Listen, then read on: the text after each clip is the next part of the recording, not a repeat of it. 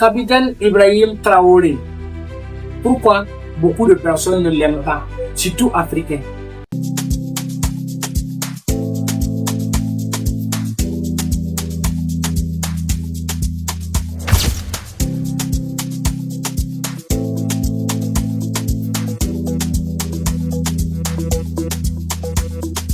Africain.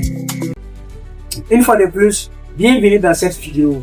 Je me permets de me présenter. Je suis Ismaïla Compaoré, entrepreneur, et moi, ma vision, mon objectif et ma passion, c'est le développement personnel, l'entrepreneuriat et surtout, je suis africain, comme tu le sais. Dans cette vidéo, nous allons parler du capitaine Ibrahim Traoré. Pourquoi beaucoup de personnes ne l'aiment pas, des gens même qui vivent au sein du continent et qui ne l'aiment pas. Pourtant, ce monsieur travaille pour la cause africaine. Et bien notre président, comme vous le savez aujourd'hui.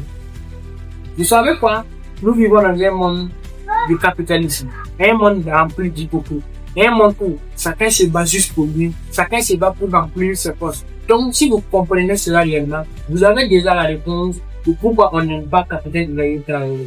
Quelqu'un qui est venu au pouvoir en fin 2022, si je ne me trompe pas bien évidemment, qui, depuis son arrivée au pouvoir, a fait parler de lui, a été sujet de plusieurs coups d'état manqués, mais qui reste persévérant, il reste persistant et qui continue toujours à mener ce combat et aujourd'hui combattu également par ses propres frères, comme je dis, feu capitaine Thomas Noël Isidore Sankara. Quand tout simplement dit, comme on a dit, on dit en mot que Zappo Bar dit que comment on dit Bar, c'est-à-dire que tant que le sien qui est dans votre cour n'a pas pris, et lorsqu'il fait sortir, le sien qui est dehors ne verra pas lorsqu'il, même pas, ne verra pas le mari. Donc ça veut tout simplement dire que quand vous voulez détruire quelqu'un, quand vous avez un ennemi, il suffit juste de vous approcher à ceux-là qui sont proches de lui pour l'atteindre. On ne peut pas, en fait, un étranger ne peut pas atteindre quelqu'un du moment qu'il n'a pas de relation avec quelqu'un qui est au sein de votre équipe ou bien qui est plus proche de vous. On a fait comme ça pour avoir Sankara, on a fait comme ça pour avoir Nimba, on a fait comme ça pour avoir plusieurs révolutionnaires africains et même mondiaux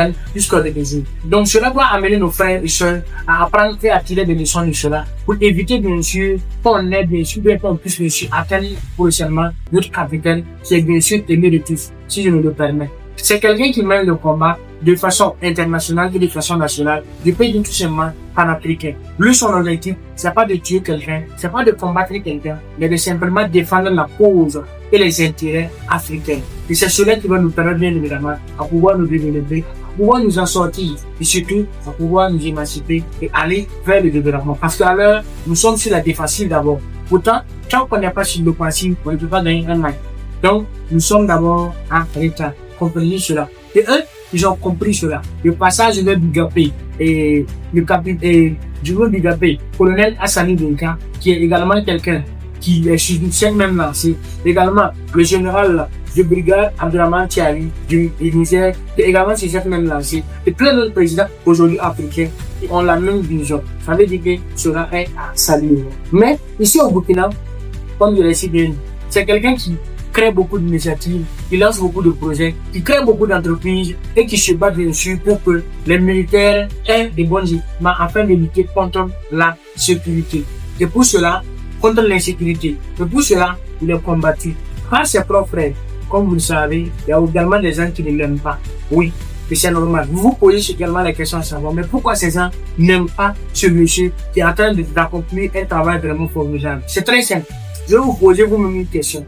Imaginons que vous êtes chez vous, chaque jour on vous donne de l'argent, vous vivez comme vous voulez, vous n'avez pas de pression, vous n'avez pas de problème. Et un jour, un monsieur vient débarquer et vous dit que à partir d'aujourd'hui, vous n'aurez plus cet argent-là. Cet argent-là, on va prendre cet argent-là maintenant pour travailler pour le peuple, pour travailler pour tout le pays. Étant donné que vous êtes un faux patriote, ou bien vous n'êtes pas vraiment un vrai citoyen, vous êtes en fait nourri de mauvais sens, vous n'allez pas être d'accord. Je lui ai dit que non, vous allez combattre ce monsieur jusqu'à la mort. Pourquoi? Parce que tout simplement, il est venu pour battre votre vainqueur. Ou bien même le travail là que vous faites actuellement. Imaginez que quelqu'un se lève le jour au lendemain et vient dire que non, on va vous arrêter, on va vous empêcher de travailler, vous n'aurez plus la possibilité de travailler. Je pense que si vous êtes sur la bonne raison et que vous êtes une bonne personne, vous allez lutter pour avec ce monsieur jusqu'à ce que vous gagnez le combat. Soit vous mourrez, soit vous gagnez. Donc c'est simplement l'exemple réciproque également du problème de capitaine Ibrahim Traoré. Donc ça veut tout simplement dire que dans la vie que nous vivons, chacun se bat pour ses intérêts. Comme je l'ai dit en introduction de vidéo, ce qui fait que Quand vous êtes dans un cas où vous gagnez votre vie proprement, et tout va bien, le jour que quelqu'un débarque là-bas et essaie de vous empêcher de gagner ce que vous gagnez, il déclenche une guerre.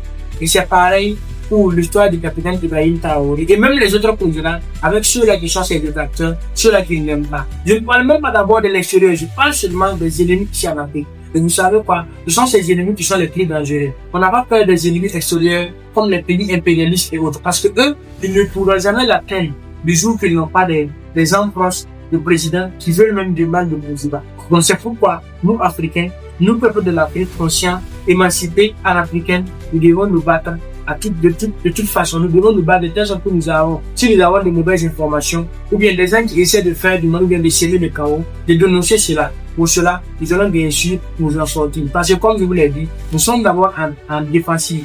Pourtant, nous devons nous battre pour aller en offensive. Sinon, pour le moment, nous ne sommes pas en train de gagner, mais nous sommes en train, bien sûr, de s'émanciper d'avant. Sur ce, la vidéo est déjà à certaines. Comme vous savez, on s'abonne, on like, on commente et on partage parce que chaque action que vous allez faire a une raison bien probable et bien définie. Sur ce, on se donne rendez-vous pour la prochaine vidéo. Ciao!